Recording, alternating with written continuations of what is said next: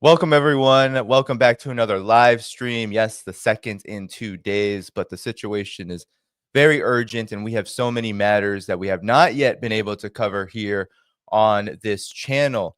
So, as you may know, it's been a very busy end of November and December. We have a ceasefire between Lebanon and Israel, brokered, of course, by many parties, including the US and France.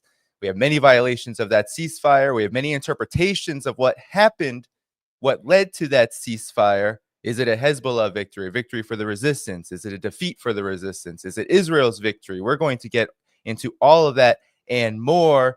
And we're also going to have a two-part stream today with two special guests on the show, because we also have to cover Syria as it reignites. The dirty war reignites, but as some would say, that war never ended in the first place.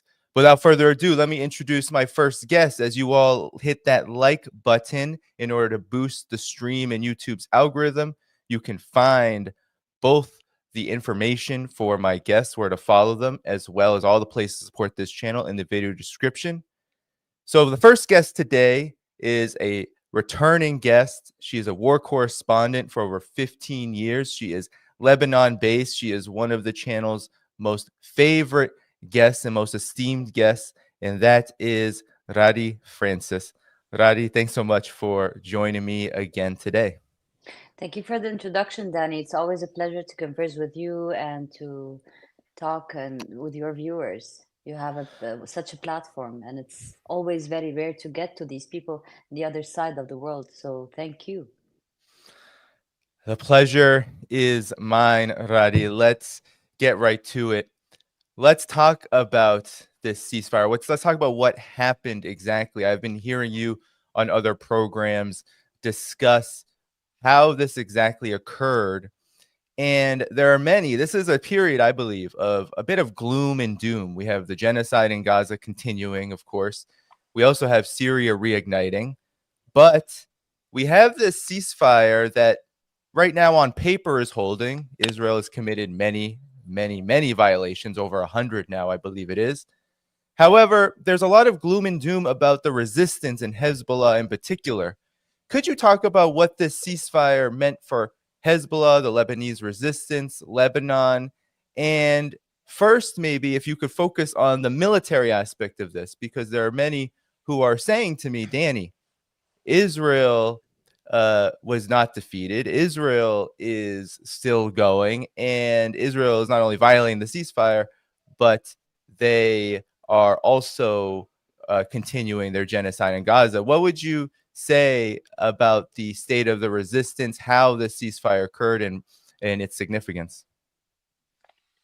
To start with, Danny, I think in every narrative and perspective there are some truths. So now you can see that something doesn't make sense. Everybody thinks they won and the other party is defeated. Then who actually won? It's because when you look at the parameters or the criteria in such a way to measure right now what happened, you might analyze it and interpret it in a way. And when you look at it in the wider perspective, in the timeline of where it started and where the end game would be, it would alter your measurements. So let me tell you how this is not a victory for Israel. Benjamin Netanyahu held a map and said he wanted a new Middle East. He said he destroyed the arsenals of Hezbollah. He said he assassinated all the leaders, and he said uh, he would protect the Israelis from the rockets from Lebanon's side. And he meant in that the Israelis living in the northern occupied Palestinian areas. On the last day before the ceasefire, some of the Hezbollah rockets hit Ashdod, which is even further than Tel Aviv. More than 300 rockets were reported to hit Tel Aviv and Haifa. More than 500 times the sirens went off, went on and off. And so the arsenals were not destroyed. The ground invasion did not happen. Well, when he wanted the Middle East, he ended up wanting just southern of Litani and to be disarmed and to sign a treaty, and there would be many conditions. So how is that a victory for Israel? Hezbollah is still there. It's still capable of firing rockets. It's still capable of protecting the borders and the southernmost villages. And they couldn't even set ground, not in Khiyam, which is a very small borderline village. They couldn't even take the full town after more than 8 weeks of having more than 50,000 soldiers at the borders. So when you look at that in a perspective, considering that this is a non-state actor, Hezbollah is a resistance, it's a non-state actor, and it was deterring and fighting back Israel, backed by the NATO, backed by the US, backed by the intelligence of all of the above, and also many of the Arab countries as well. So no, Hezbollah was not defeated at all, actually. Today, I could tell you that the Israeli media is reporting about the lack of support to the displaced Israelis versus the actual support of Hezbollah that was going on even before the ceasefire started. They're talking about money that was distributed to the displaced families. They're talking about the return of these families. So these are all parameters when you want to measure victories and defeats. But in general, also those people who say Israel hasn't been defeated, it's still killing people and carrying on a genocide, they are also right. But Israel is an idea of colonial settlements, of occupation. So when you undo these settlements, when you send back more than 20% of that quote unquote community, when these people with dual passports leave on one-way tickets, you are undoing the whole idea of Israel. So in the long run, no, it is definitely defeated. But this is a struggle that started even before the Nakba, even before 1948.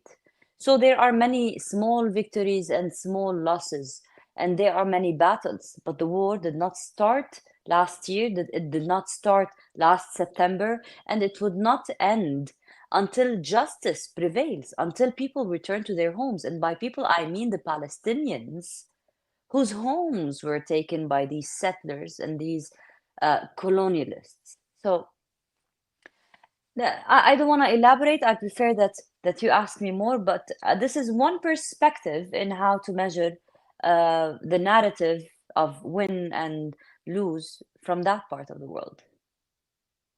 Yeah, that makes a lot of sense when it comes to the actual realities on the ground.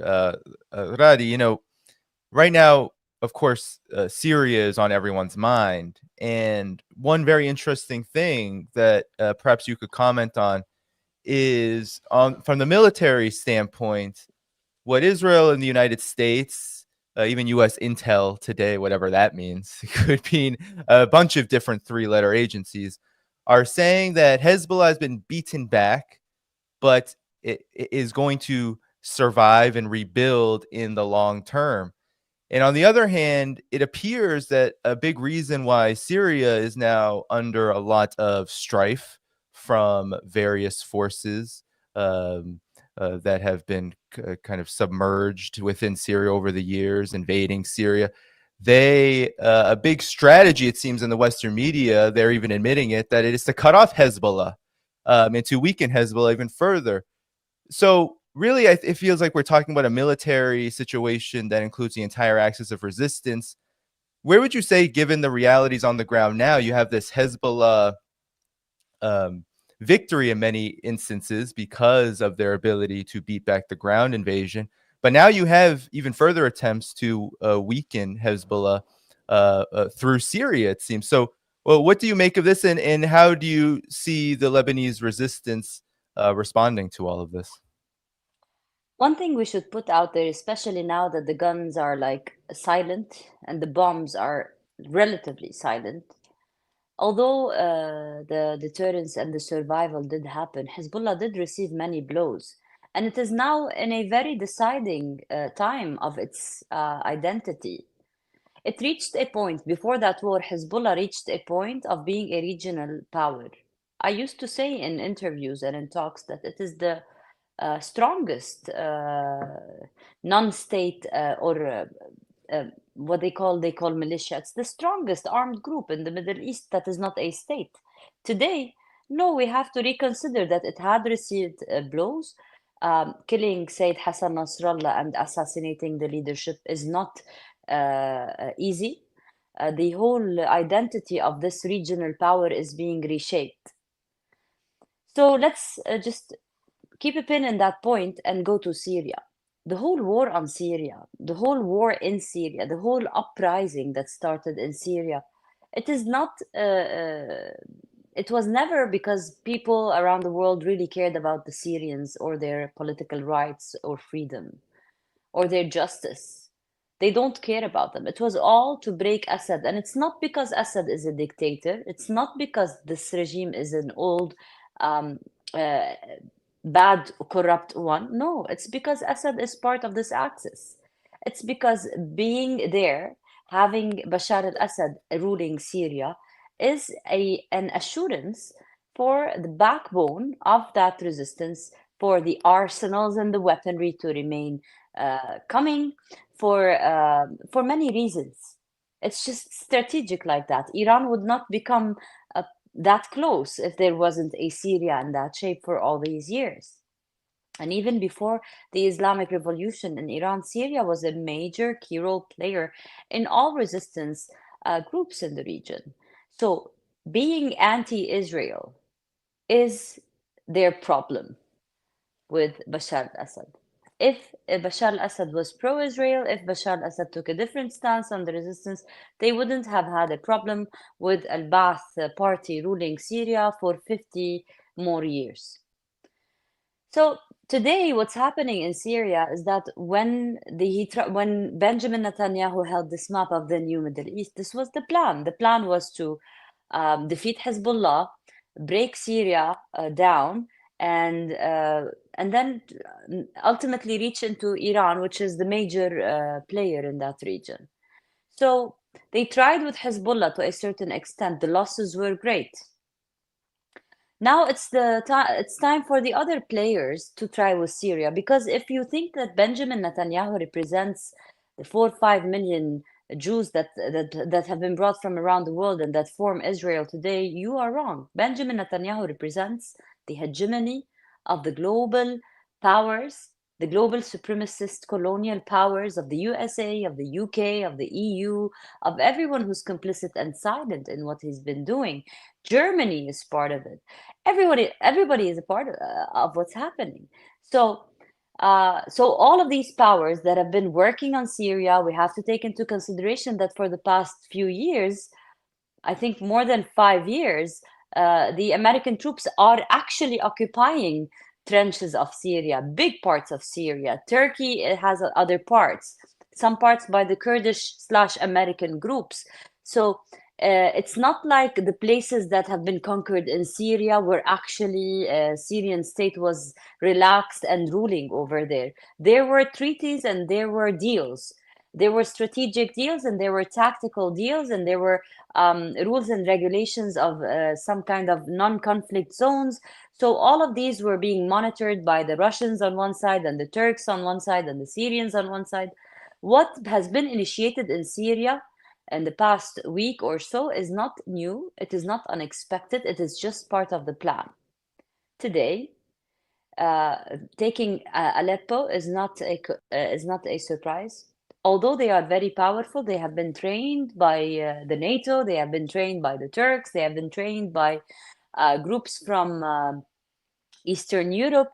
You have Turkmenistan, you have Igor fighters, you have we have seen videos of fighters and mercenaries from all around the area and even from all parts of Asia and even Europe.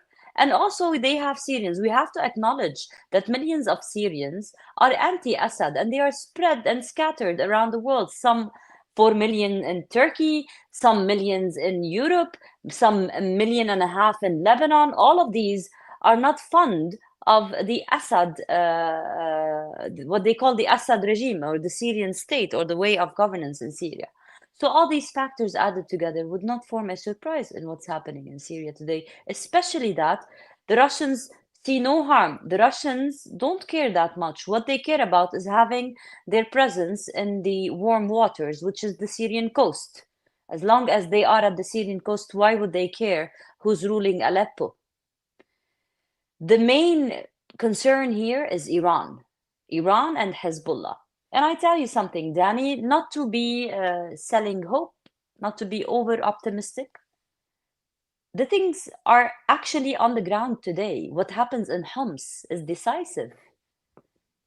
I said that this morning before Hama fell. I didn't even talk about Hama because I know what Hama is. And I know that it is strategically fallen before even the battle. Homs is where the actual deterrence of Iran and Hezbollah in terms of Syria will be tested. Will they defend it? Will they be able to defend it? If they do, they will be able to defend the Syrian state as is, because the link between Damascus and the Syrian coast is Homs. And it was different, but it was in a way also that dangerous a few years back. And also, Homs is the actual assurance that this backbone would be hurt, but would still survive. Homs is the eastern side of Lebanon, is the eastern northern borders, and this is a very important key role passage for demographics, for geography, for strategy, for weaponry, for people, for fighters, for oil and gas and support. And if Homs is protected, Hezbollah would remain a regional power. If Homs falls, Hezbollah would become a Lebanese deterrence resistance power. And these things are now happening on the ground. So I cannot come and tell you this or that. I don't know if the IRGC, if the Iranians would go full on to protect Homs. I don't know if Hezbollah would really pay the same amount of blood that they paid around 10 years ago, more or less, when they actually started and entered into Syrian war zones. Are they ready to do the same sacrifice? Is it that existential for them? This question goes for them and the Iranians. And right now, Ghadi, I don't have the answer. The answer is in Iran. The answer is with Naim Qasim, who just said today that they will defend Syria. The answer is with these parties and players, and the days will reveal.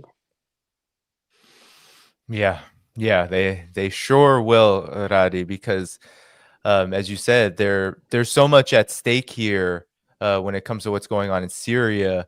Perhaps if you could help the audience understand, because I think one of the talking points I've heard so often, and many are hearing, is that on the military side, Hezbollah has essentially been nearly wiped out. I think we're hearing this across the axis of resistance, actually, which I would be curious on your thoughts about. But we're hearing Iran. I think when it comes to the domino of Syria, we're hearing Iran, Israel knocked back Iran through their strike back in, what was that, early November, late October. That Hezbollah has been beaten back because of all of Israel's multiple strikes and decapitation strikes. And now there's Syria, this domino that Israel's not commenting so much on. But I don't think it's a coincidence that after Israel was essentially forced into the ceasefire, we have Israel these is other... a major player, Danny. Israel is a major player. Exactly. They're silent. So I'm curious on if you could just talk about militarily, how was Hezbollah one able to beat back Israel? Because that is what happened in the ground war, regardless of what people want to believe what the Western media says. And then what exactly are, you've been saying that there are these wins and losses. Then what exactly is the truth behind this idea that, well, Hezbollah is beaten back and that's why Syria is able to be another domino to essentially exploit for those looking to break up the axis of resistance? Well, one thing for sure is that they sell propaganda, and it's part of their warfare, the psychological warfare. Yoav Galant went out and said there were no more rockets in Lebanon, and the next day Lebanon strike Tel Aviv. There's zero credibility for what the Israelis say or how they sell their wins, because they're also reporting back to their domestic problems and to their voters and to their funders, and to so they can't come out and tell you, yes, we have been taking $80 billion from the American taxpayers and we did nothing, and the Iron Dome that the American taxpayers paid for could not really stop these Iranian missile rockets from raining on Tel Aviv, or the Syrian-made Hezbollah missiles from raining on Haifa, or the handmade Lebanese-made drones from flying over Benyamina and Qisaraya and Netanyahu's home and Golani's headquarters. They weren't able to stop them. Every day there was news. I mean, we don't even need to talk about it. We can check the mobile applications, the Israeli mobile applications for the alarms and for the rockets, and you can see how many rockets during the past month or so, or during the past year, have been raining from Lebanon. And if they stopped or if they decreased in any shape or form after all the operations and all the invasions and all the offensives that Israel carried on, this is far behind us today. So why Hezbollah wasn't able to be, why they didn't stop Hezbollah? I think because although they had major infiltrations, they knew and targeted probably many headquarters, um, but there were places that they didn't know about. So there were strategies that they didn't know about. But the most important factor, which we always should remember, as us as Lebanese, we should always remember and thank, the major role for protection of southern Lebanese soil are southern Lebanese men, are the fighters on the ground, the villagers, the very simple fighters that refused to leave. So you could see the Israelis coming in a town, in a very small town like Bayada, they're bombing, they're destroying with planes, with tanks, with missiles, and then they enter. And then one man resurrects from under the rubble and kills around 10 soldiers and or so. This is in one town, and this happened daily in every town, because these men, these fighters, are fighting for their homeland. They are protecting their mothers' homes and their daughters' uh, beds and memories and futures.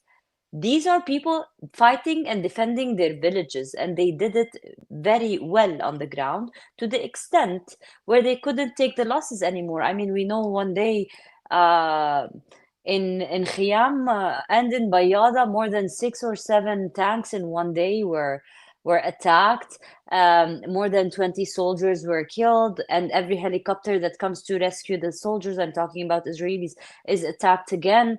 So no, the people on the ground in South Lebanon also played a major role, and this is a factor that nobody can beat. And this has been also analyzed by military experts and has been reported and said by Imad Mughni, which is the actual founder of the military Hezbollah organization. They say our important, I quote Imad Mughni here, and he says, our important factor is the unit, the man, the one man, the ideology and the spirit of fight and the morale.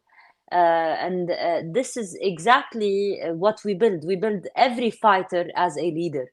And this was also manifested in that last fight. So these are the factors why Hezbollah won, but above all, because the lifeline didn't stop, because there was the ability to provide new weapons if others were destroyed, and they weren't cut off. They weren't able to cut them off from the arsenals and the weaponry and so on. So Syria was a major player in the uh, survival of the resistance for all these years, and this is also to take into consideration in what's happening today. But it's not only that. If there was not the same narrative, and Syria was somewhere else and Iran was somewhere else, the people in Lebanon would still fight and defend their land. This has happened previously in history. It wasn't the same all the time. It wasn't the same alliance. It wasn't the same axis of resistance. And this is where the proof is that these people are not fighting on behalf of Iran. They are fighting to protect their land. So whoever helps them, but it is their own fight, and it's their own reaction to the actual offensive held by the world powers since 1948 until date. Yeah, and I do find the timing so curious with this renewed assault on Syria, which you have pointed out is indeed an assault from the global powers, the USA, of course. Israel is in there, NATO, and of course, we're hearing a lot about Turkey, but with that said, Syria has been a lot less spoken about over the past year or so when it comes to this axis of resistance. But you've outlined, Radi, that Syria has been an important lifeline throughout this period. And we are also seeing that while Israel experienced this military defeat to Hezbollah, uh, it is also still at war with the entire axis of resistance, Iran, and Yemen is still conducting operations, the Iraqi resistance. Could you speak to this overall situation that Israel finds itself in as it attempts what it seems like Israel's big role here with Syria is it's attempting to go for the jugular with this lifeline and regroup for the long haul of its expansionist agenda. So, what is the current state of Israel after the defeat to Hezbollah, and how do you find this current development, not just in Syria but regionally with the axis of resistance? How do you find that playing out, in the days ahead? No matter what they do, even if there remained no one in the Middle East, no one in the Levant, no one in Syria or Lebanon or Palestine, Israel has a threat from within. This radicalized, militarized, racist society will undo itself. They have way too many organic existential problems to survive. They know it. They write about it. Their researchers write about it. So I've read a book titled "How Long Will Israel Survive?" It was an Oxford publication, and I read it around 2017. And it was a Jewish writer, and I always quote that. So no matter what they do, they will not be able to survive, especially after this ongoing genocide. The world is watching. Even if the powers are not now changing, but that this cannot go unseen or forgotten in the human history like that. You cannot just carry on a genocide and just go on. There will be a breaking point. But I will tell you, just to speak more than the Israeli self-destruction path, I don't want to say there is an axis of resistance. Let's talk about the post-Nasrallah era. Let's call it that. I just I just come up with this designations to think together, okay? In the post-Nasrallah era, let's talk about different factors, and they're not joined. You have Hezbollah in South Lebanon and in Beqa. You have you will always have Hamas presence and Jihad al-Islami and other resistance groups in Palestine. You will always have lone wolf operations in the 1948 occupied areas of Palestine. You will always have these operations in Jordan. And even if you actually take over Syria, you will have even more chaotic unorganized anti-Israel operations in Golan. And you have the Iraqis, although the Iraqi state doesn't want part right now, and it's not really asked to play a part right now, but the Iraqis, a trench of the Iraqi armed groups, at least 12 of them, from Al-Nujaba to Kata'ib Hezbollah to Kata'ib Sayyid al-Shuhada, Asa'ib Ahl al-Haq, these are all fighting groups, and these are all organizations. They are not Al-Hashd al-Sha'bi, they are not inside the Iraqi government, and they are free to fight like they want, and they have been aiding in drone attacks on occupied Golan. So these are all in this side. And you have leave all these alone. You have Yemen. The Yemenis are fighting on their ground. The Yemenis are playing their geographical, strategic place very well in international politics. They are playing on the world trade. They have like a blackmail relationship with all the oil and gas and trade uh, investments and Saudi and Arab investments around them. So they are blackmailing the pro-Israel alliance with their strategic presence, and they're actually hurting the global powers. And there's nothing that you can do to them. The world has tried to do everything to the Yemeni rebels, to the Yemeni Ansarullah, and they weren't able to deter them. So if you have all these factors, whether there are states or no states, whether they are organized or not organized, whether they are linked or not linked, whether the Americans are fighting them or the Israelis, it is impossible. It is logically impossible to end them. And the more you attack them, the more they have chaotic, unorganized ways of fighting, because they are all ideological groups. They are ideological groups, which means every fighter will remain fighting until his death, whether he has a leader or not, whether he has a group or not, whether he's in Yemen or Iraq or Iran or Syria or Lebanon or Palestine. The ideology of fighting will not die. So are you saying you want to annihilate all the region? This is the only way that you can prevail, dear West. Otherwise, you're going to have to sit down at a certain table and talk. And I think the sooner better than the later. Just to look at all this blood. I mean, in the past year, almost 250,000 people have been slaughtered in the region. This is according to the Lancet. The Lancet said, the British medical journal said, it is more than 250,000 people that would be the overall amount of humans killed by Israel in this year. It is not a Lebanese journal that wrote that. It's a medical British known and acknowledged journal that wrote this number. So it's time for people to wake up. It's not going to happen. Israel cannot pass. The expansionist state cannot live without wars. But the problem is that even in wars now, it's not winning. It's just make believe. Yeah, and that's very, very clear in all of these fronts that you just mentioned. There's this attempt to expand into Lebanon, which Hezbollah and the Lebanese resistance defeated again. And then you have Gaza, which many people look at with such tragedy because it is so horrific. But to believe that Palestinian people will stop fighting is absolutely just, as you say, fantasy.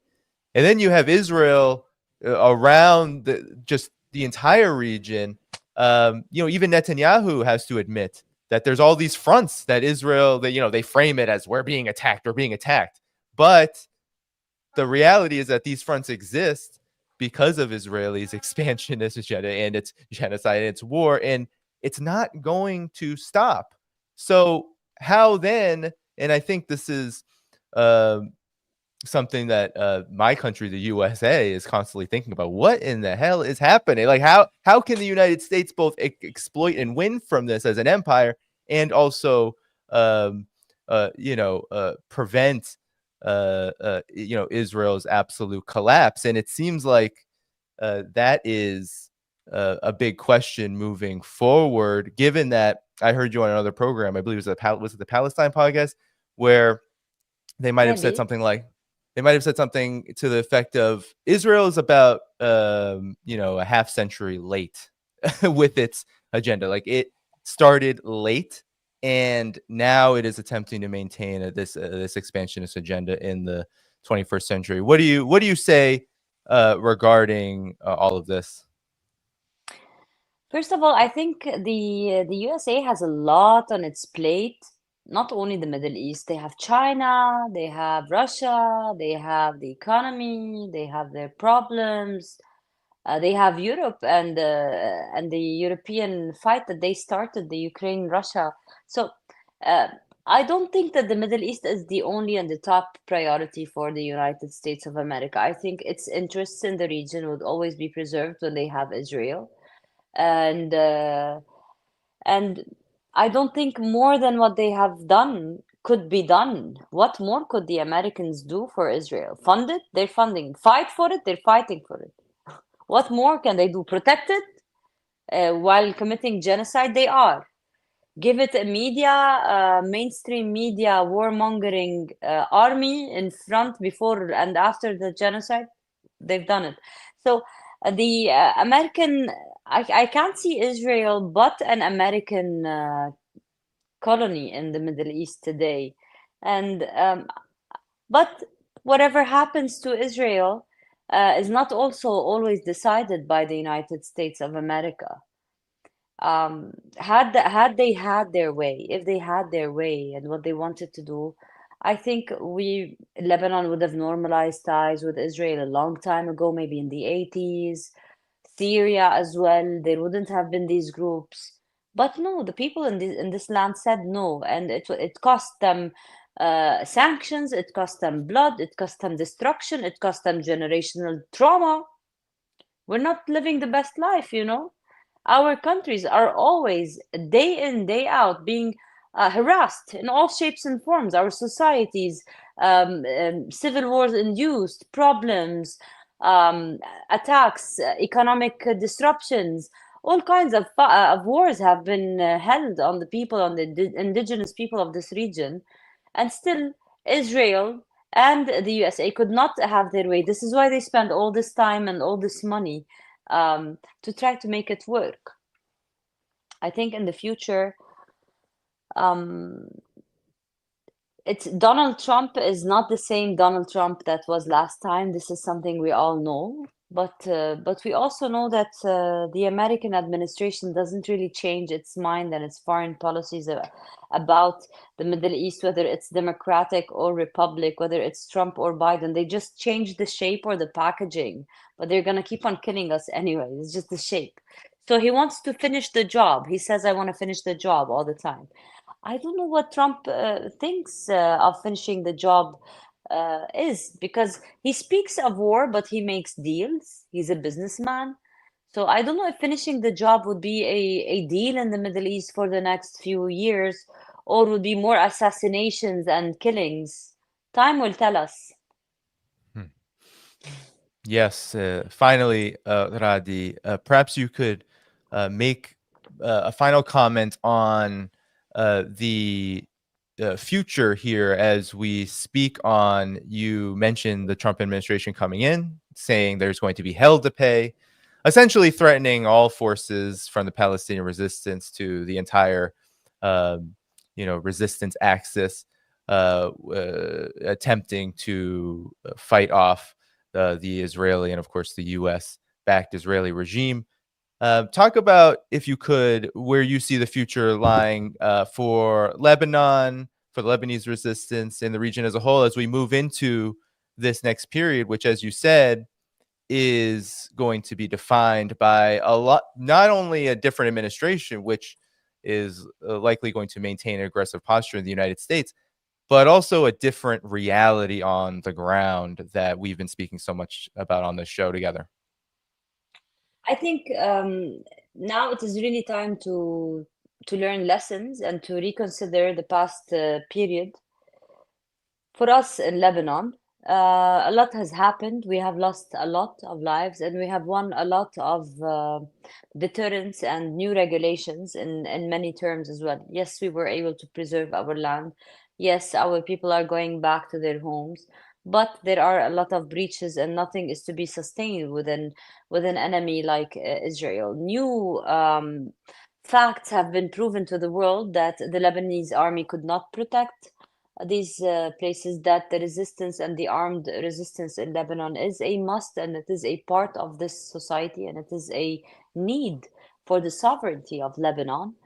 There are ways to domestically try to pressure Hezbollah, which they will be using. The Americans have one of the biggest embassies in Lebanon. The American ambassador in Lebanon acts like a governor, and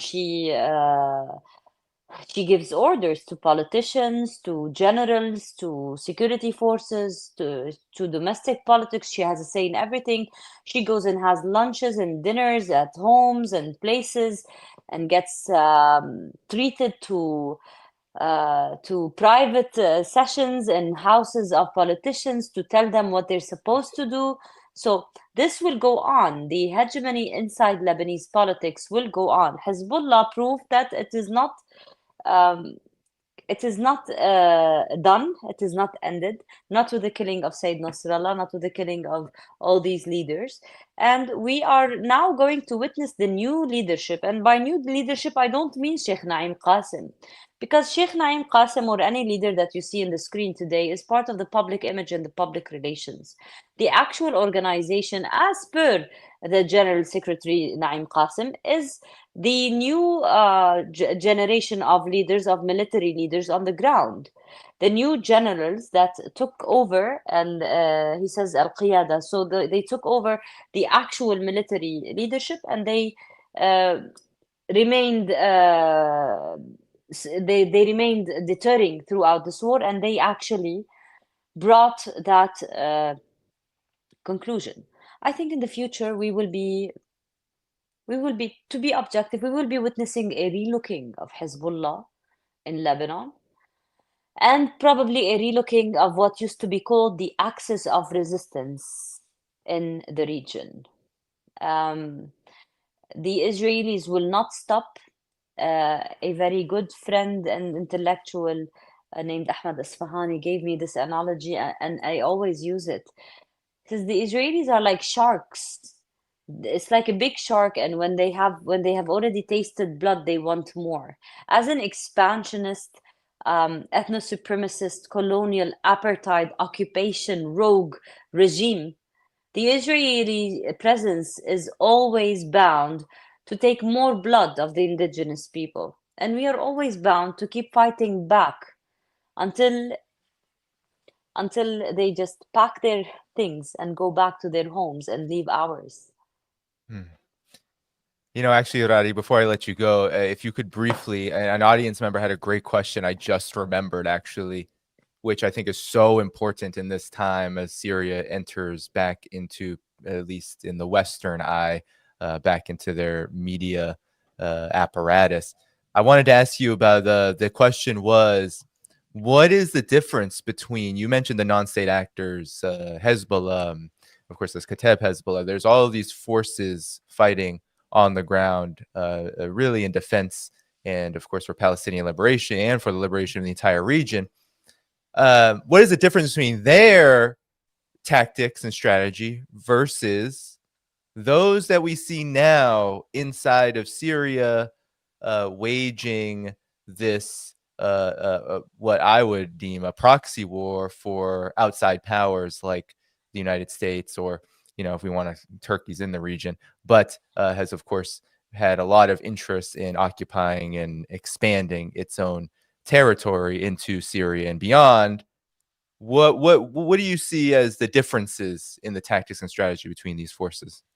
First of all, in the Syrians, I would like to differentiate between the Syrian fighters and the mercenary fighters, because it's really not objective to keep on saying that it's the world fighting when they really have like roughly around 7 million Syrians are pro these what are referred to as rebels today, because they are anti-Assad, and this is a fact, and we know it, and we can't we can't uh, just leave it aside. So many of the Syrians, millions of the Syrians, do support this. This is NATO-induced, yes. This is helped and aided directly and indirectly by the Israelis, yes. This is Turkey trying to take Syrian land, yes. This is even Ukrainian fighters are there, yes. But it is still, in one way or the other, fighting what some of the Syrians hate. But the difference between these and the axis of resistance non-state actors is that The axis of the resistance fights Israel. It doesn't go and ask people if they are Shia or Sunnah to choose if they want to slaughter them or not. We are seeing videos, horrible videos from these fighters. The non-state actors that are called the axis of resistance are Iraqi men who fought against ISIS to protect their daughters from rape. They are Palestinian men who are fighting underground because all their families were annihilated by an occupation. They are Yemeni fighters fighting on Yemeni ground because more than 80,000 Yemeni babies died of starvation. These are people fighting for their lands and their people. They are not being trained by the West. They are not being funded or aided by the colonial powers. They do not have high-tech weaponry that is given to them. They have hard-earned, handmade weaponry, like an underdog that is fighting the empire. It's very different. You have radical Islamists, radical ISIS-like fighters with binoculars and high-tech weaponry, Tanks. tanks and drones, countless drones at their service. While the axis of resistance has sanctions, they need to fight, they need to dig tunnels in order to get their ammunition. They don't get them packaged and ready for use. It's a very different. You cannot even compare them to each other. And I want to tell you something. Nobody is fond of the idea of a non-state armed group when you have an actual state. But in this region, let's start to talk about the elephant in the room. No state was ever built. We went from one occupation to the other, from the Ottomans to the French Mandate to the Zionist occupation of Palestine. When did we have a chance to build a state? We never had a state. And when did we have an army that fought for the sovereignty? Our armies were trained by the mandates, by the French and the British, for God's sake. And now by the Americans in one way or the other. So I think this comparison is already proven wrong. I don't know if that's that makes sense to you, Danny, but I hope I answered your viewer's question. Yeah, no, you really did. I mean, the question itself makes me a little sick because of the difference. It couldn't be any. I'm finding myself really open-minded in these times. I started to cover the Syrian uprising in 2011. I wrote in a Lebanese pan-Arab newspaper at the time, and I was attacked by pro-regime and pro-opposition and the whole nine yards. And it used to be really, really very radical, and it used to be really, really very toxic at the time, and it still is. But today I'm finding myself, when I'm discussing with my friends during this past week, I'm finding myself more flexible, more accepting to the idea that there's a new generation in the past decade that knows nothing about what happened in Syria. I can't blame them. No, yeah. If you weren't there in the beginning of that story, I can't blame you for protesting a regime that all you heard about was that they kill children.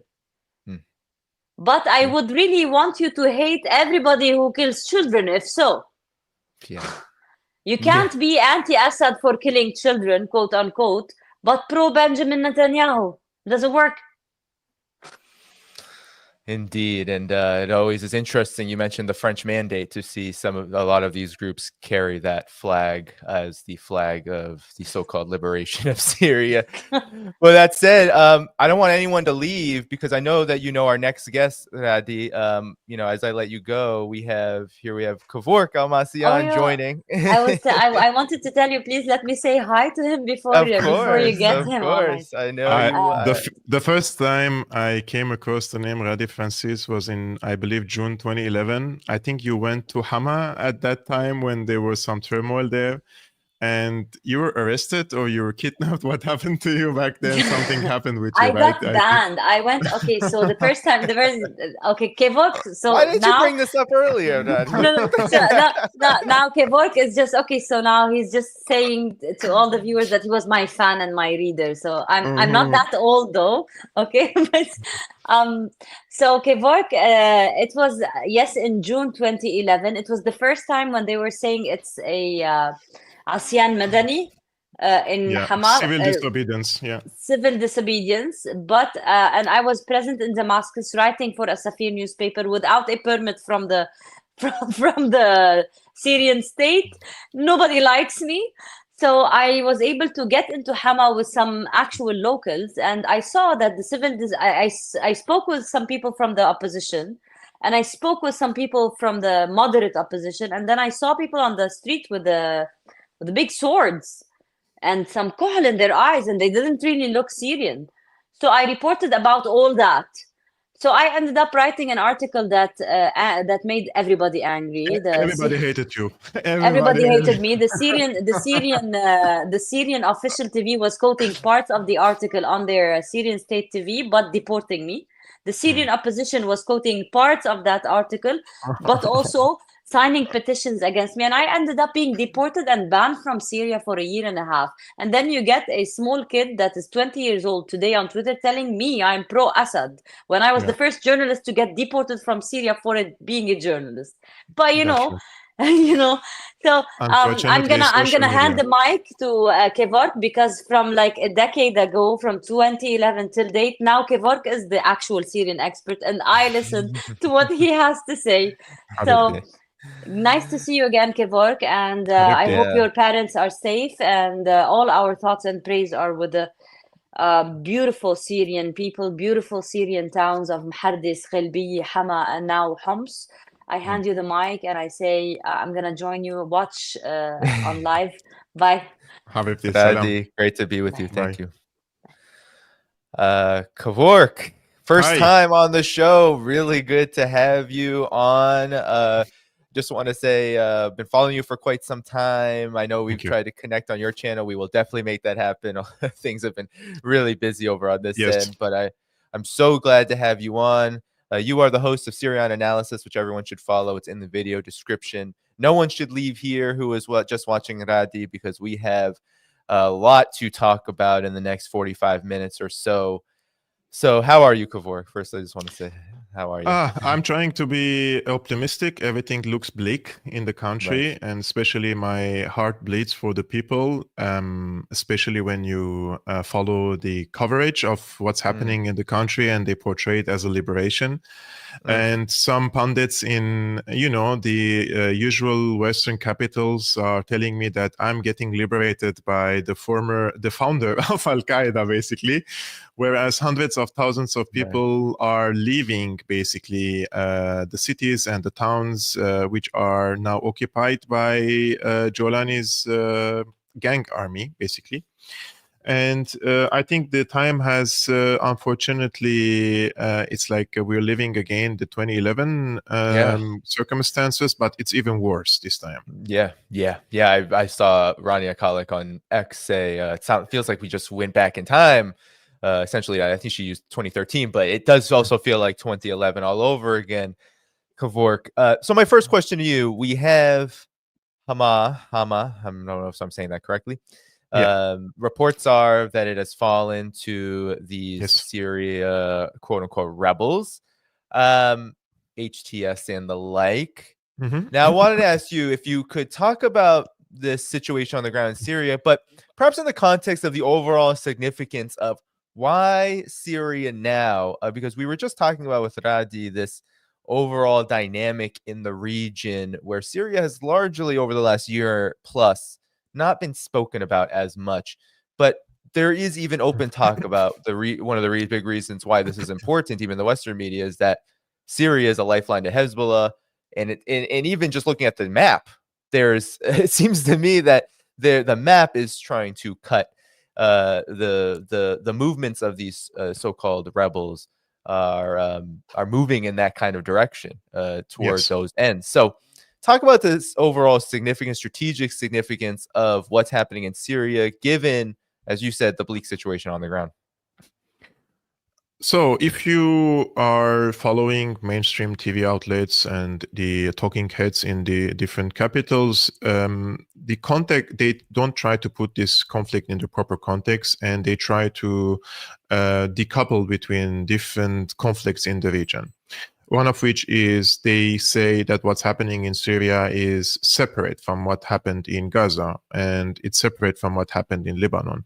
In fact, all these conflicts are interconnected, and something that we have to explain to the people for them to understand who benefits from destabilizing Syria. Now, Syria, for a long time, was an instrumental player in the axis of resistance, and it was not only a supply chain for weapons to Hezbollah, which delivers later some of these weapons and knowledge to the Palestinian factions, but also it is considered the strategic depth of the axis of resistance. It connects between different capitals. So we have Beirut, Damascus, Baghdad, and Tehran. And without Damascus or without Syria, there is going to be a missing chain in this alliance between these countries.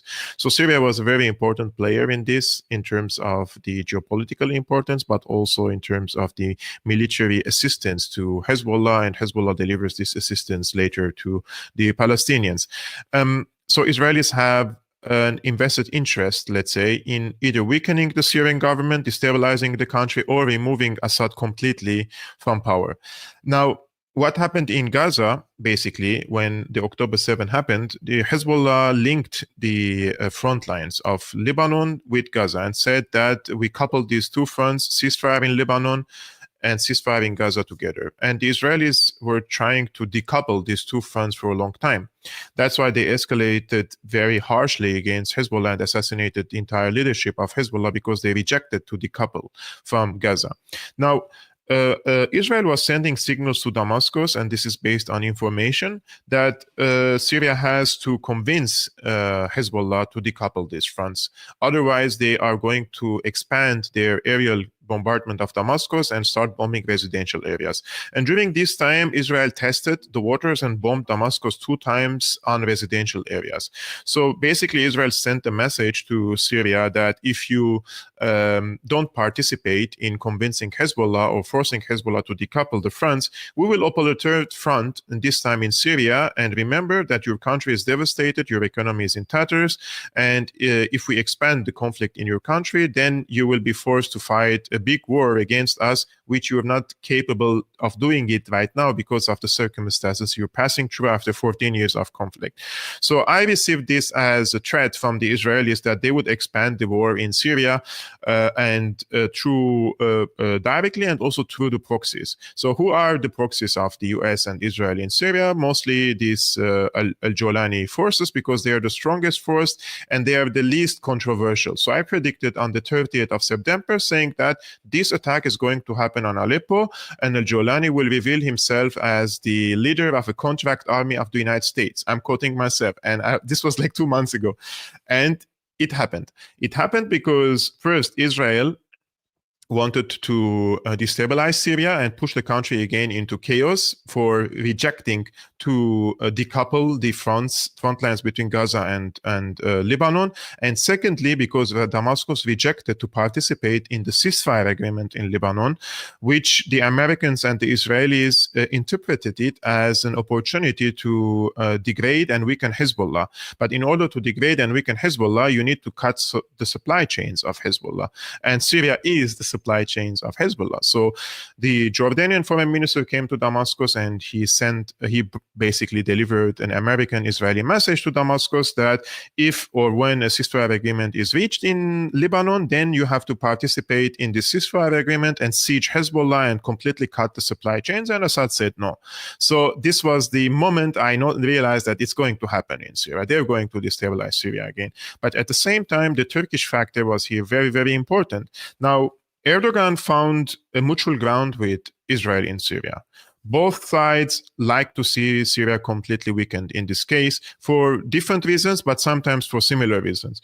From the Erdogan side, he saw this as an opportunity that Assad is rejecting to meet him, shake hands with him, and agree on a compromise. Assad said, I don't mind with a compromise and reconciliation with Turkey, just like I did with the rest of the Arabic countries. But there are certain solid grounds that we have to stand on in order to continue this reconciliation. For example, Turkey has to send a formal commitment to the mediators in Russia and in Iraq that eventually, at the end of the political process and reconciliation, Turkey will withdraw from Syria.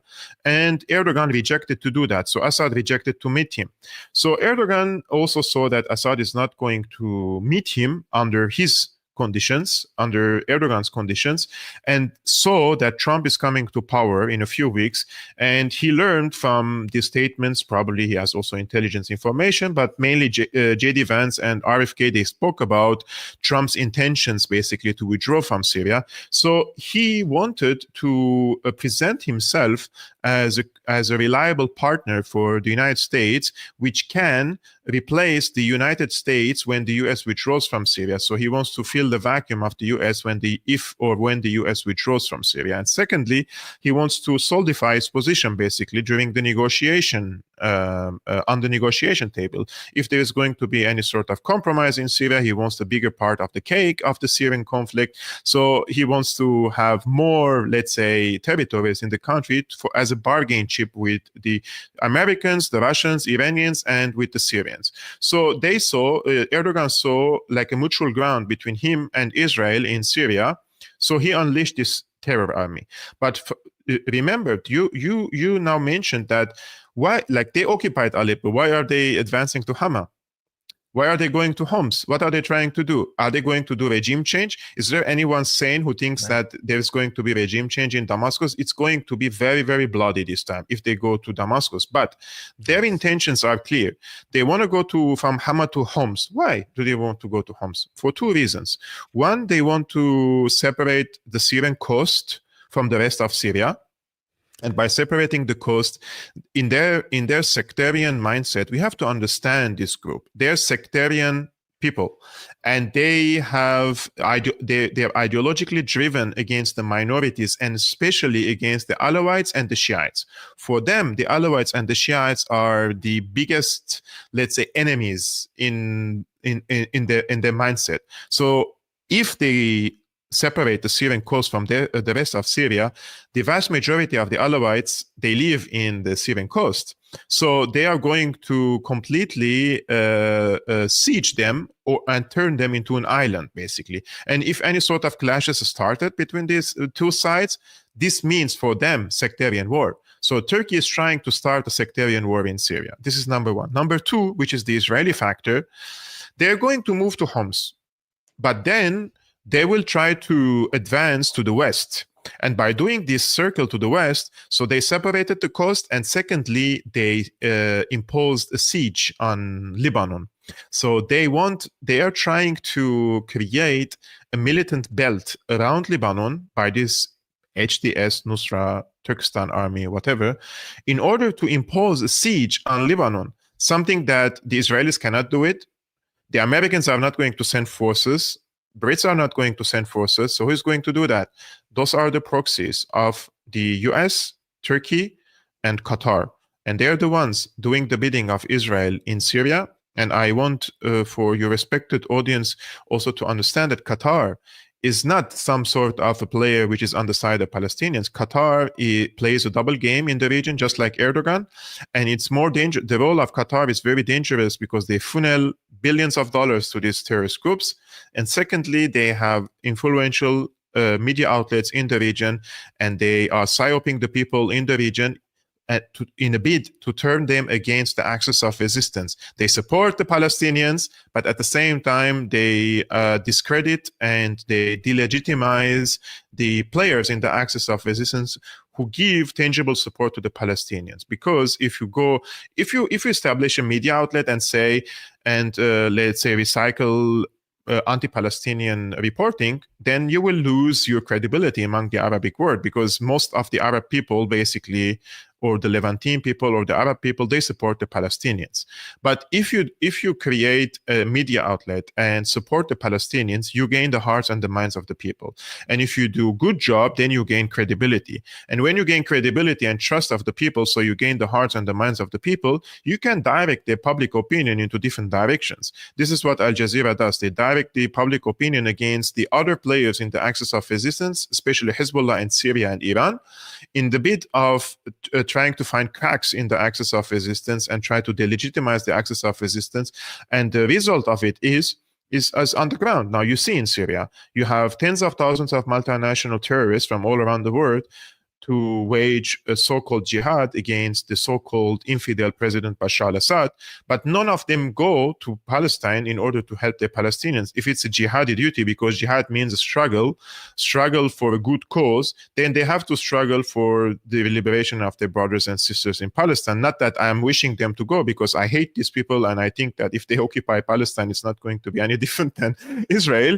But technically speaking, why don't they go to Palestine? Why are they fighting against Syria? I mean, if they want to go to Palestine, I'm sure Assad would let them go with convoys and go to the Golan Heights and go brother, and fight against the Israelis. But when they occupied the borders with the Golan Heights in 2013 and 2014 and 2015, basically, just the same group, Al-Nusra Fund, they went and they took their medical treatment in the Israeli hospitals, right? Yes. And they took cash money and light weapons from the Israeli side. So nobody can come and fool us nowadays and say that, oh, they are just going to liberate Syria and then they will go and liberate Palestine. No, these groups are controlled by Turkey and Qatar. And if anyone thinks that these two players are going to liberate Palestine, I am sorry, but I hope YouTube doesn't listen to us. But I have a new brand vaccine to sell them if they believe that Turkey or Qatar are going to liberate Palestine.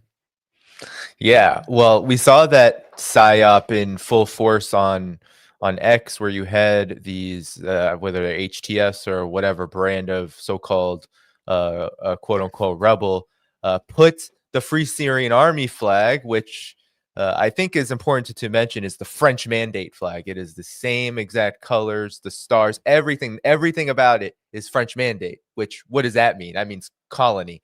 And the Palestinian flag next to each other in an attempt to brand themselves as pro-Palestine.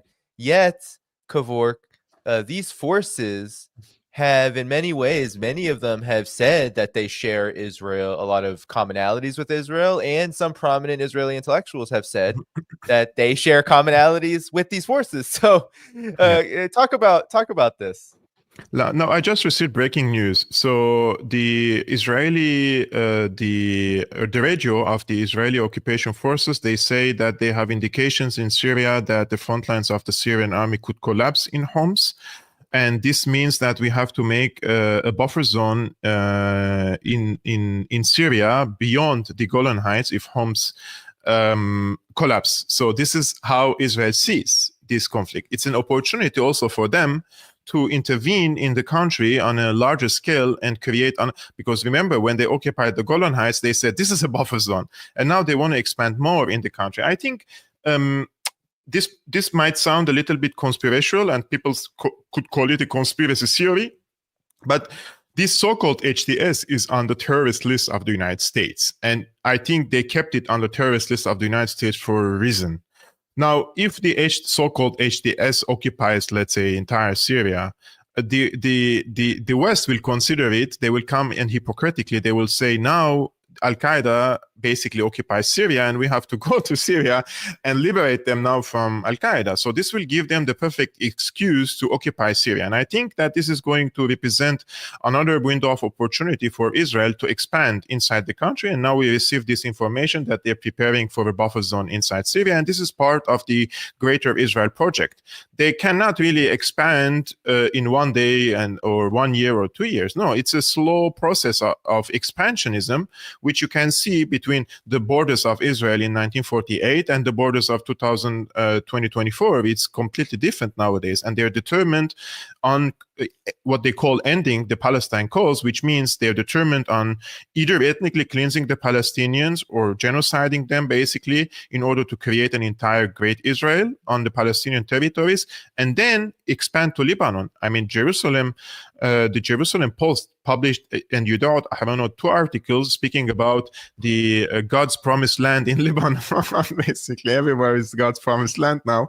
Anyways, so in their ideological in their ideology, they believe that southern Lebanon, basically, minimum speaking, it belongs to Israel. But the Greater Israel project, it ends on the borders of the Euphrates River.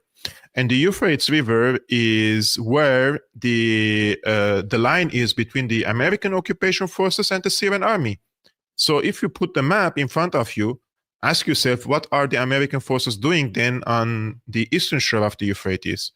This is the border where the Greater Israel project ends. But the Americans are there. They're encouraging the Kurdish militias to have their own state and separate from Syria, basically, right? So that's why they created what is called the SDF. Those are the YPG fighters. Some of them PKK, some of them YPG. Anyways, and if you ask the Zionist theorists, okay, bro, you expanded between the Nile and the Euphrates, but who occupies the territories on the eastern shore of the Euphrates? If you're occupying the western shore, they tell you Kurdistan. They say it's Kurdistan. And this is where exactly the American forces are located, stationed, and this is exactly where they encourage the Kurds to create their own Kurdish entity.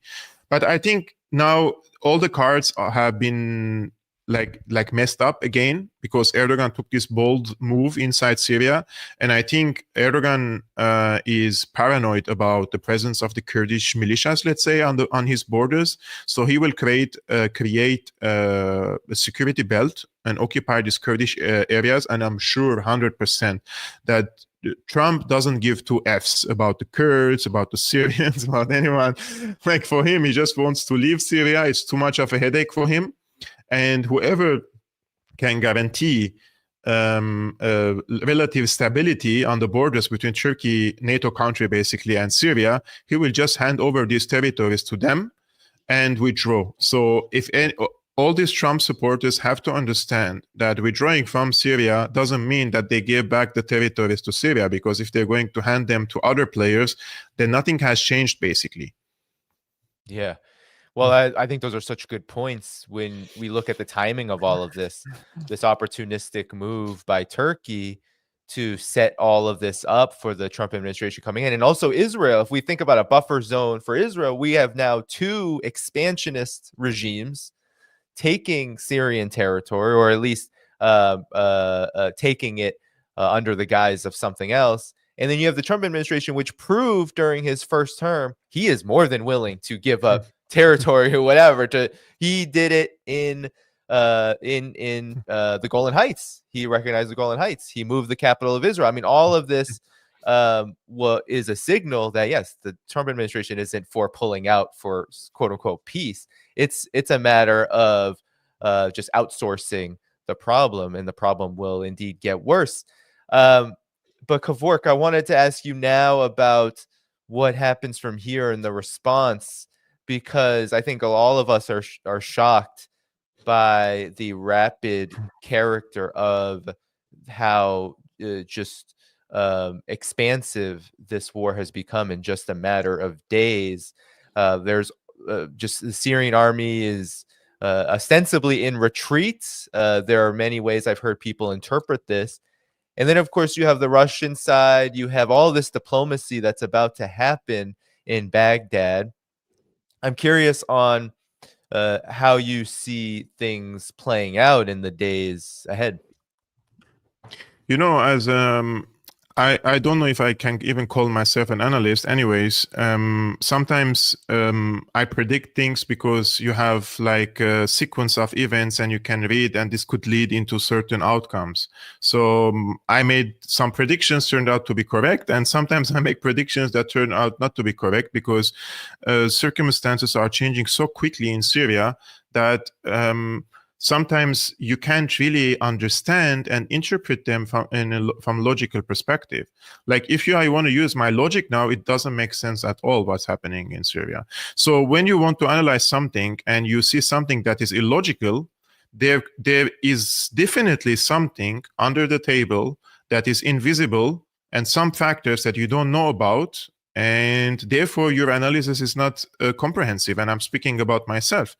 So there is definitely something that we don't know. It's impossible for the Syrian army, and the amount of reinforcement they sent to Hama, it was big, it was huge. Therefore, for me, it doesn't make sense how the Syrian army retreated from Hama. It's impossible for me to believe it, but it happened. Anyways, now the militants will push against Homs, and I think Homs is going to be, it's not going to be as difficult as Hama. Therefore, I truly believe that if there is going to be such a massive attack against Homs, and if the Syrians will withdraw also from Homs, then I think there is an existential threat against Damascus, and also an existential threat against Lebanon. The Lebanese people, those who are cheering about this liberation, when they see the HTS militants in their towns, they will realize how fool they were basically to support this HTS in Syria. But it's going to be very dangerous for Lebanon as well. I want to see a different outcome. I want to see a pushback against these militants in my ideal mind. But my ideal mind requires active participation and strong active participation from the allies. This is not a war against HTS. This is a war against a NATO member country. And the NATO member country, Turkey, has created a contract army from these multinational jihadists. And it has been trained under a NATO army, equipped by a NATO army, and also the weapons are from the NATO country, and all the gears and everything. These militants are using jamming technology, which I suspect the Turkish intelligence is doing it. They're using the drones, some of which are from Ukraine. They're using all sorts of psychological operations. They have different media outlets with them. This is not only like a simple military attack. It's very sophisticated. It's multi-layered.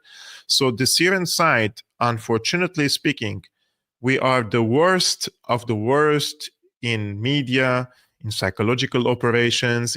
It's like, I'm sorry for this example. I mentioned it multiple times already, but I can do better psyops from my bathroom while I'm watching my reels than the Syrian government itself. So I think that's how bad they are in their propaganda machine, you know.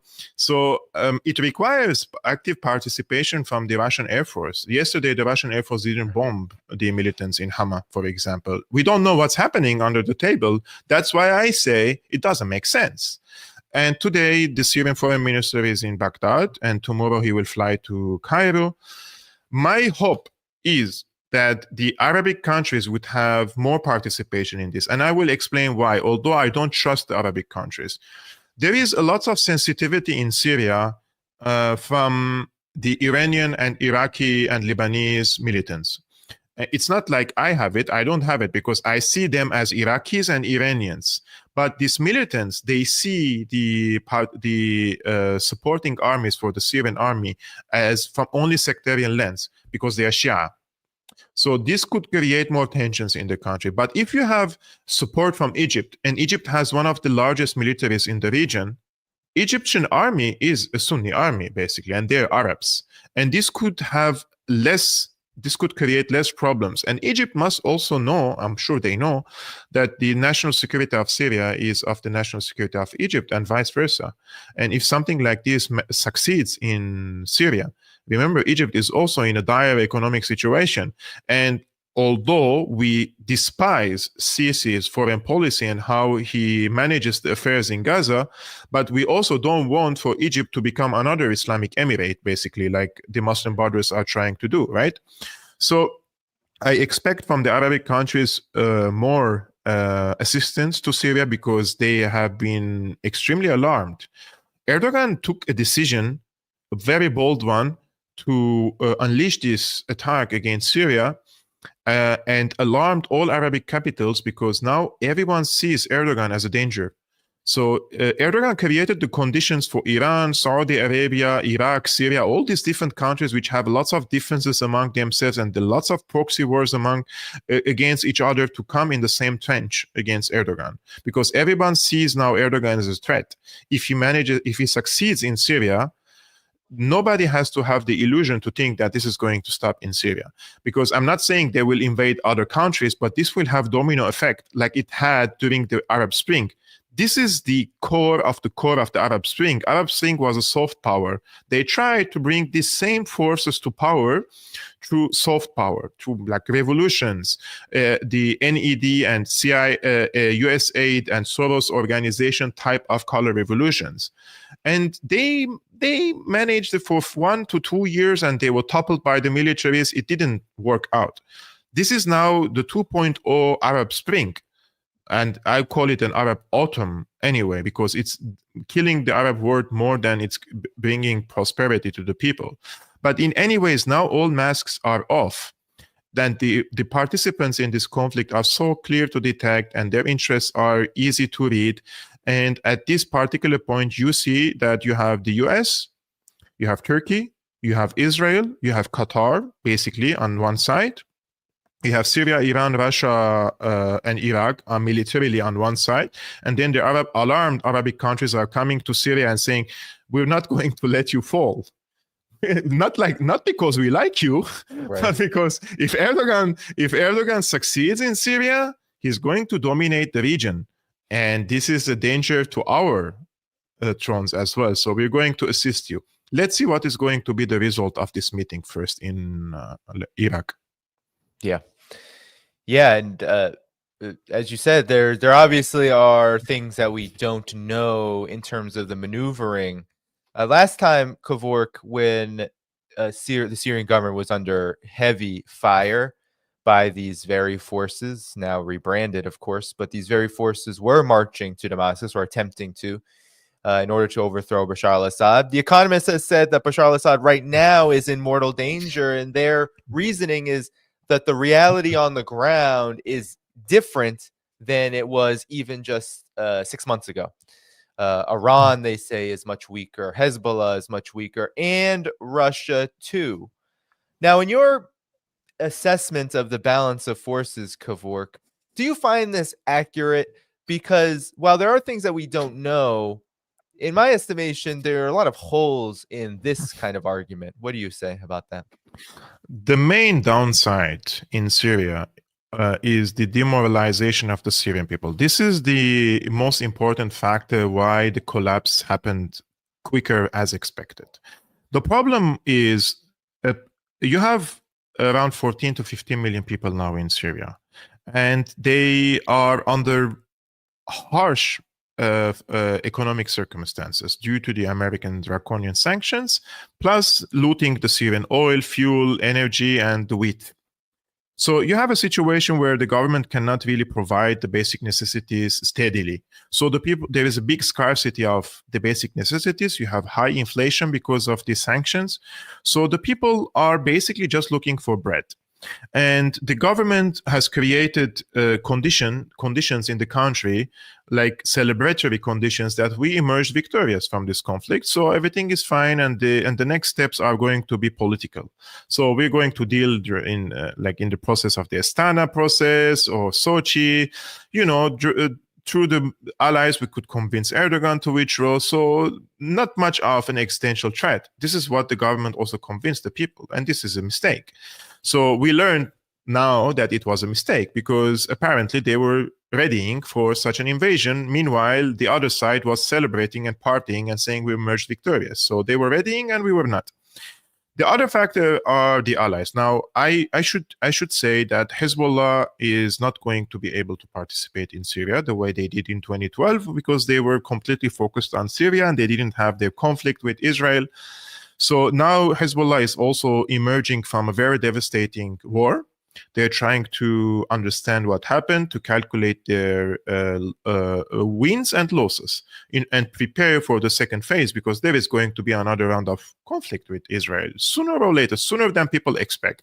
Yeah, I think so, just given what we are seeing in Lebanon still today. Exactly. But yes. So therefore, I don't think Hezbollah can send, let's say, 20,000 soldiers to Syria like they did in 2012 to 2018.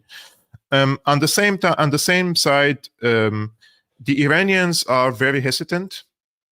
And I say these things, and when I criticize Iran or other parties, I say it as a friend of these countries, that they're very hesitant of taking escalatory measures in the region, basically, and especially after the Operation Promise 2, which they didn't follow with Operation Promise 3, which people were promised of. So Iran also, under the new leadership, Pezeshkian and Zarif people, they're still trying to test the waters with the West if they can lift some of the sanctions. So they don't want to anger really the West by going full into this conflict, but they have to see this from a different perspective, and that is the West doesn't respect these rules and this rules-based international order and the agreements. They are determined to finish the Palestine issue, move to Lebanon, move to Syria, and those are all the what they call the arms of the octopus. This is how the Israelis describe them. So basically, they are hitting the arms of the alleged or so-called Iranian octopus. So this is also a war against Iran, and they will come after Iran. That's the thing. So if Iran doesn't increase its participation in this, Iran is only allowing Israel to hit every ally it has in the region separately and then focus on Iran. So this is, in my opinion, a suicide mission if the Iranians are thinking this way. So, and this is something that I heard from Damascus, from my sources, that not the last visit of the foreign minister of Iran, but the previous one, they heard from Damascus that after the assassination of the leadership of Hezbollah, that they have to make a choice now. It's either we are in Axis and we fight together, or let's de-escalate and strike a ceasefire agreement, because it's not okay for Hezbollah and Syria to increase their participation in this conflict if Iran doesn't want to do that. So this is where the, let's say, disagreement probably popped up between these sides, and they decided for a ceasefire agreement at the end. Now, Russia already has an air force in Syria, but what is expected from Russia is different. Syria has paid Russia money for air defenses and other technologies that they never delivered. This is important for Syria to defend its skies, for example, from these strikes. And Putin, up until this moment, doesn't want to anger Netanyahu, which is not understandable for me. If the United States can come with its full weight and power to support its ally, Russia should protect its allies as well. And it's not like they're doing it a service. They already received the money, so they have to deliver these weapon systems to Syria.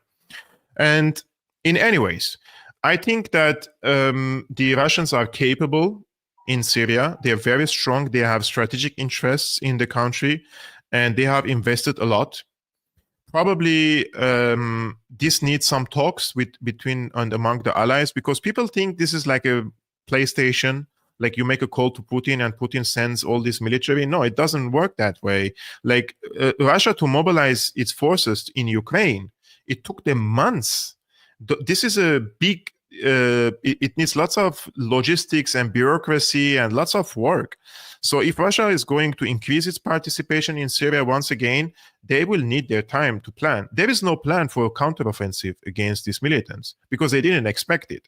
So even if the Syrian army now stops this advancement in Homs, there need to be thousands, as I mentioned, 20 to 40,000 soldiers coming to Syria. There is a planning phase. Like everybody has to know what's the duty, what's the mission, and then start. So this is going to take months. It's not going to be in a few days, but because the advance of the militants is so quick and rapid, this will require faster participation from these players. So I'm talking now as just a Syrian citizen, and I'm saying what are my expectations.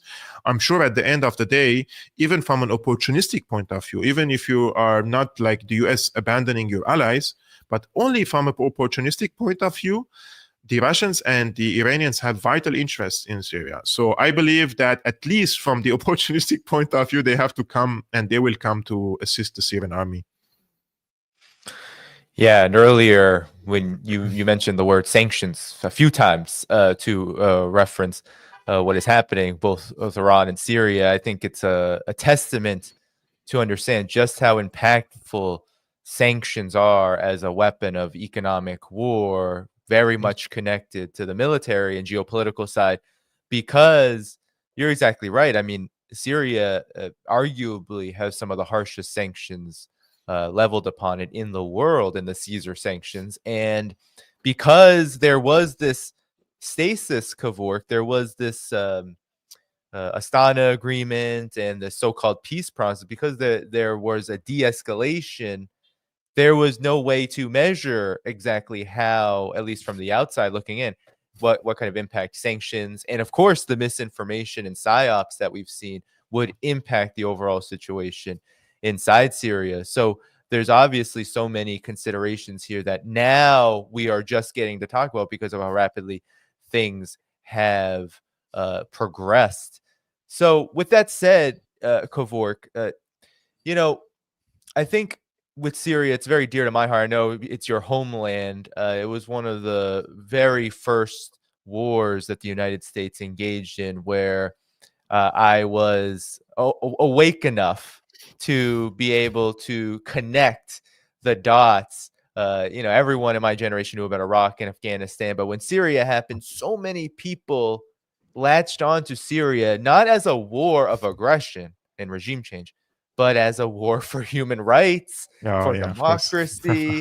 And you've already mentioned, and I think we're in such a really historic moment where there has never been more unity around the Palestinian cause across the world.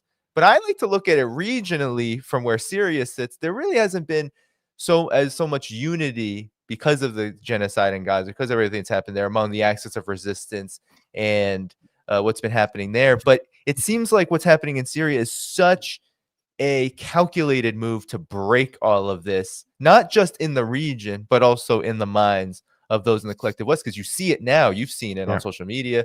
I mean, we live it. I know that you're in the West. I'm in the U.S. We live this every single day, where people are pro-Palestine but anti-Syria.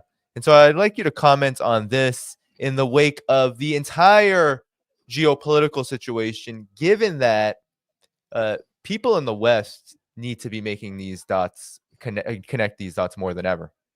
If the Arabic people can't connect the dots, are you expecting from the Western people to connect the dots? It's crazy. Sometimes it's look, if this was 2011, 12, 13, 14, 15, I don't know, 18, maybe I wouldn't have blamed them as much. But I think now, if someone who claims to be a journalist and claims to be an analyst, intellectual, or somebody who comments on the political affairs, and he is pro-Palestine and he is anti-Syria, and in this case, I think this person is either sectarian, because he believes in this type of sectarian divisions in the Arab world, and that the majority should rule the minority, this and that. Or he is psyoped by the Qatari outlets. And the Qatari outlets are the perfect outlets who psyop the people for long times. I mean, at least now for 14 years after the so-called Arab Spring. And they have prepared the ground for it. They gained lots of credibility, popularity, and they have they shifted the public opinion of the people in favor of the Muslim Brotherhood groups in order to prop up the Muslim Brotherhood in Tunisia, Egypt, Libya, and then in Syria.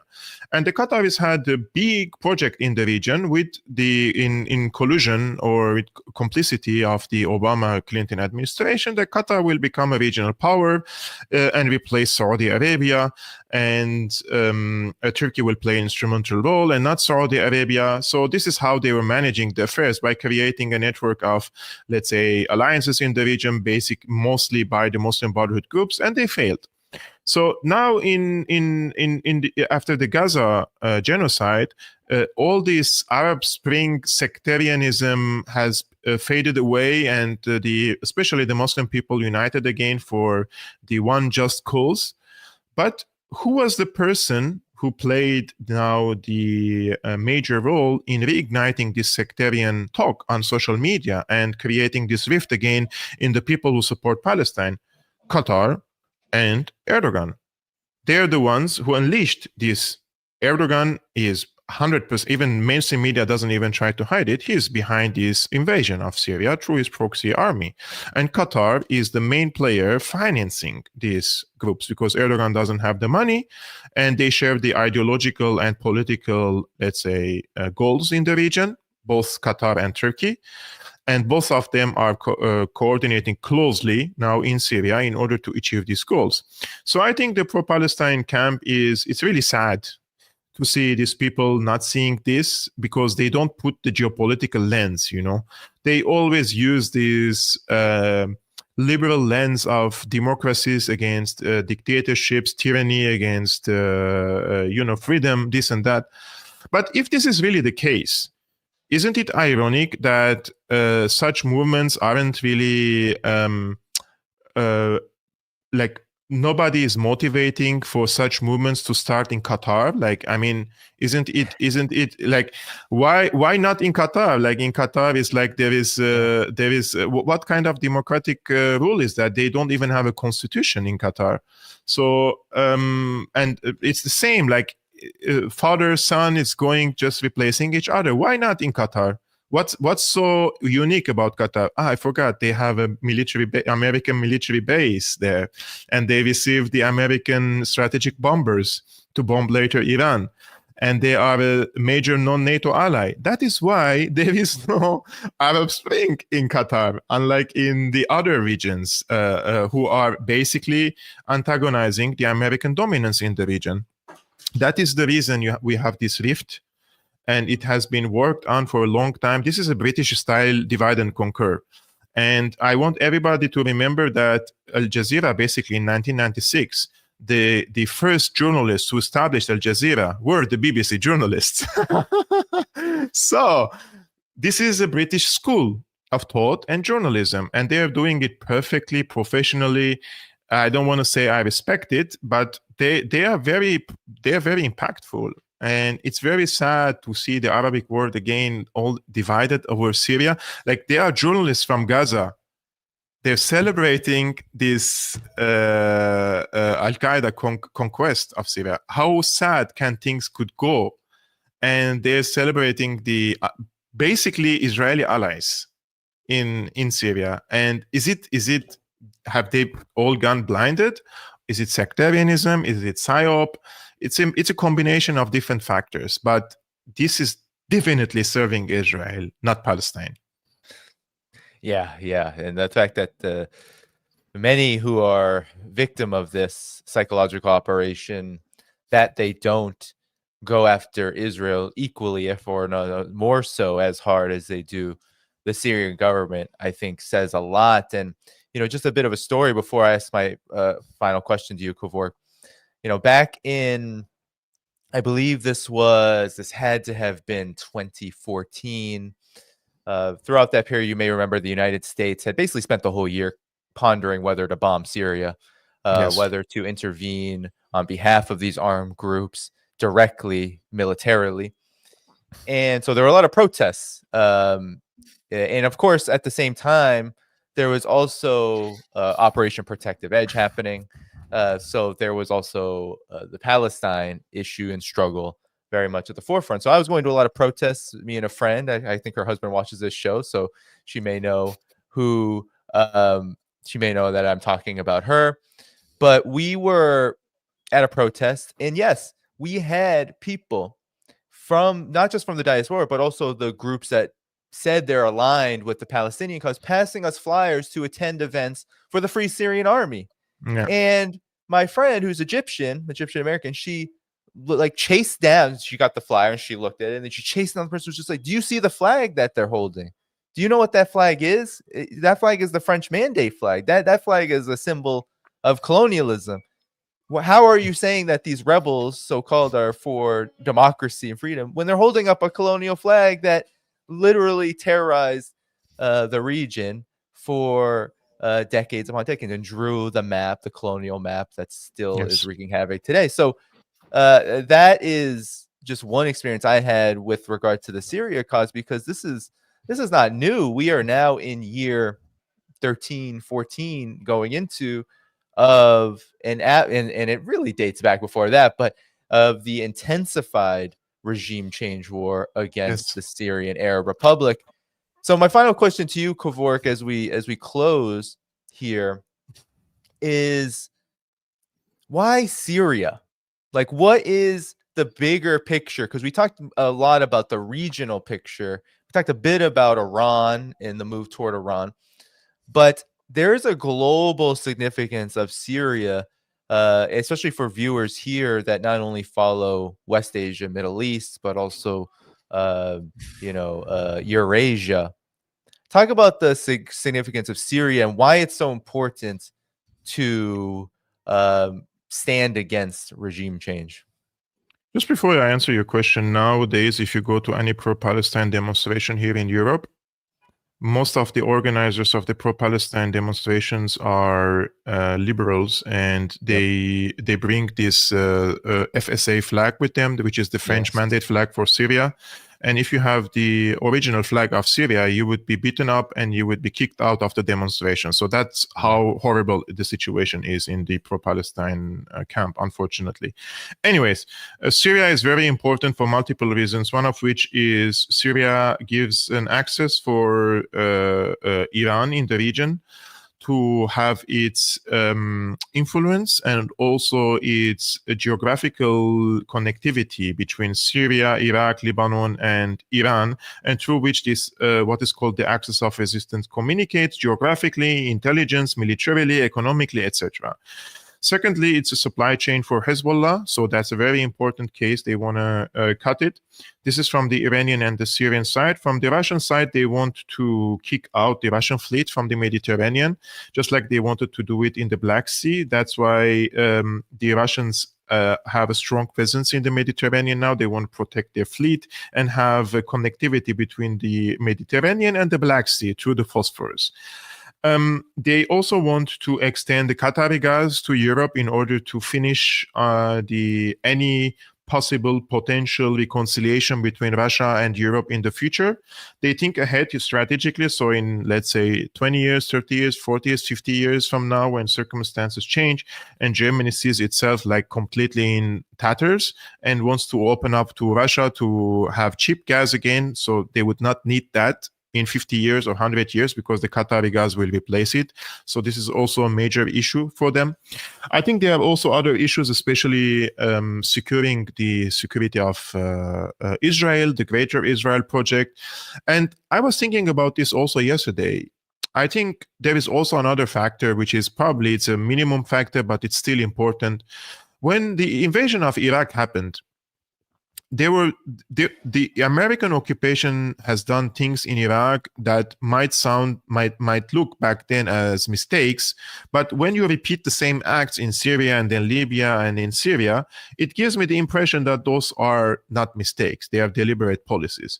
For example, the destruction of the ancient cities, the civilizational value of these countries, like as if they are destroying history, like why they unleashed these ISIS herds and al-Nusra herds on the ancient towns and cities and destroying all the civilizational values of this country. It makes you wonder, because they're preparing for an era where civilization and history and language and identity basically doesn't play a role in humanity's life. They're preparing, for example, for cleansing the area from the Christians. Like, it's not a coincidence that when they invaded Iraq, 90% of the Christians left the country. And now it's the same thing in Syria. Because the Christianity of the Levant is the place where Christianity has been spawned. This is the true Christianity.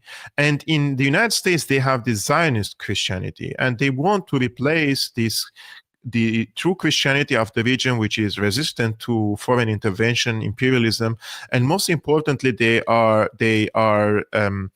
hold their identity and they protect it, and they see themselves as Christians, and they're not tolerant to all this liberal BS that they try to preach in the churches in the US or in Europe, for example. So I would also argue that they're trying to destroy civilizational value of these countries and also the Christianity in order to replace them with the Zionist Christianity, which is pro-Israel, for them to accept the presence of the Israeli state as a political entity in the region, something that most, if not all, churches and patriarchs and like Orthodox and Catholic and Protestant, they reject. But if they ethnically cleanse them, push them outside of the countries, turn them into refugees in Europe or in the United States, and then come as saviors and say, now HTS occupies you. Look at these terrorists. They're persecuting the Christians. Now the Americans would be received as liberators, right? And they would be accepted by these minorities. So I think this is also mind games they're playing. They're trying to play with the people of the region. It's a really complicated, complex, multifaceted strategy, and they're very, very good in having such sick plans. It's like they're having a free time thinking about how to ruin the lives of other people. That's why I call them psychopathic sociopaths, and this is not an overstatement. No, it isn't. And you saying that they're very good at this is very important, because I often talk about here about the decay, the decline, the kind of waning years of U.S. hegemony. Doesn't mean that U.S. empire and all of its tentacles that it has either a hand in or is very much aligned with are not good at what they continue to do. They get more dangerous. Yes, they get more dangerous. And the consequences actually get more dire, even if it has negative consequences for the long-term overall picture of the empire. But Kevork, this was a great conversation. We're gonna have to leave here together though, because I have to be at it. I have to be ready in 10 minutes for something else. But Kevork, it was great to be with you. Everyone can follow your YouTube channel in the video description. As everybody leaves here, make sure you hit the like button. There's still 3,500 plus people here. If you all hit the like button as you leave, you will boost the algorithm. You'll boost this video in the algorithm, and more people will and it's free. Even after and it's free. That's free. So you don't even have to go to both Kevork's YouTube channel and find all of his links where you can support him, and go to the video description here where you can find all the places to support this channel. So you don't even have to give monetarily if you cannot. You can just hit that like button and it will boost it in the algorithm. More people will see it. And that is what we all want here. So with all that said, everybody, this is the end. Kevork, anything final you want to say before we head out? I just want people to be awake, be critical, and think outside the box, connect the dots, and be critical. Yeah, of course. And be sure to check out Kevork's work, because I did not prepare questions for Kevork, but he had answers ready to go. So that is what we need from independent journalism. Thanks so much, Kevork. Thanks for everyone for viewing. Thanks to all the viewers, all the moderators, and everyone on Rumble. Be sure to go to the video description to find everything from Kevork's YouTube channel to all the places you can support this channel. Over and out. Bye-bye.